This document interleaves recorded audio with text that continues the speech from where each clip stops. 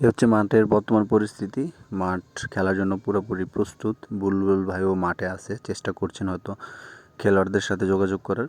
কিন্তু সমস্যা যেটা হচ্ছে, এখনও কোনো খেলোয়াড়ই রেসপন্স করেনি এবং খেলোয়াড়রা এখনও মাঠে আসেনি। তারা তাদের দাবিতে অটল। তাদের যে দাবি সেটা হচ্ছে ডিরেক্টর এস এম নাজমুলকে বহিষ্কার করার জন্য, কিন্তু বিসিবি এখনও সেই ব্যাপারেও কোনো পদক্ষেপ নেয়নি।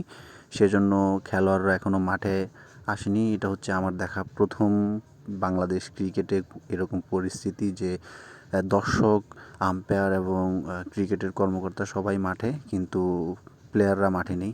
আদতে প্লেয়াররা আসবে কিনা এখনও নিশ্চিতভাবে কিছু বলা যাচ্ছে না।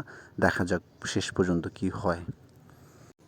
খেলা চালু করার জন্য যত ধরনের প্রযুক্তি যা যা দরকার সবই কিন্তু রেডি। এদিকে ফটোগ্রাফাররাও কিন্তু রেডি।